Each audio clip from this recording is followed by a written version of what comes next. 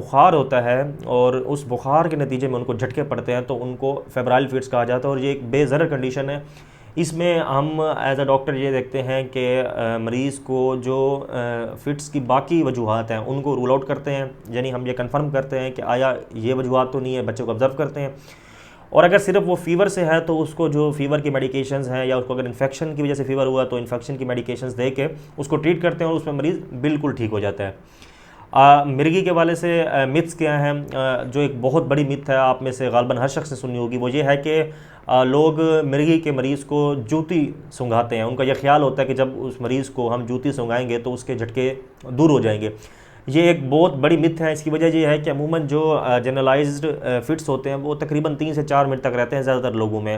तो पुराने ज़माने में यही था कि लोग जब जूती ढूंढने जाते थे तो पहले तो वो देख के परेशान हो जाते थे मरीज़ को कि इसको हो क्या गया है। कुछ टाइम उनका वहाँ गुजर जाता था, फिर जब वो जूती ढूंढ के लाते थे और सूंघाते थे उस वक्त तक मरीज़ खुद होश में आ चुका होता था। तो तब से लोगों के जहन में ये बैठ गया है कि भाई जूती सूंघाना इस मिर्गी का हल है। ये बहुत बड़ी मिथ है।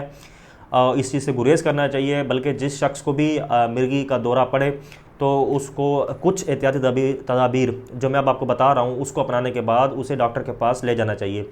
इसमें क्या क्या तदाबीर इख्तियार की जाएंगी? एक तो यही है जो मैंने आपको बताया है कि आपने मरीज़ को जूती नहीं सूंघानी।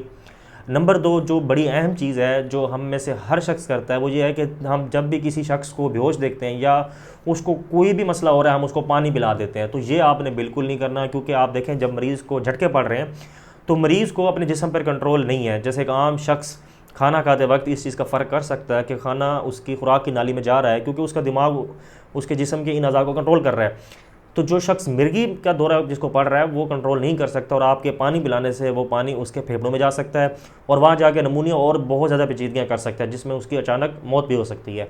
तो आपने इस शख्स को पानी नहीं पिलाना। दूसरा ये होता है कि अक्सर जनरलाइज फिट्स में मरीज़ अपनी ज़ुबान चबा लेते हैं, तो उसको बचाने के लिए लोग बाज़ औक़ात कोई चमचा या इस तरह की चीज़ उसके मुंह में दे देते ताकि उसकी ज़ुबान बच जाए। आपने ये भी बिल्कुल नहीं करना। उसकी वजह यह है कि जब आप इस तरह की कोई चीज़ उसके मुंह में दाखिल करते हैं तो झटके इतने शदीद पड़ रहे होते हैं कि वो चीज़ हो सकता है टूट जाए या फिर उस शख्स का दांत टूट जाए और वो दांत फिर से उसी खुराक की या सांस की नाली में जा सकता है वर्स्ट केस में। और अगर सांस की नाली में जाएगा तो बहुत ज़्यादा पेचीदगियों का बायस बनेगा।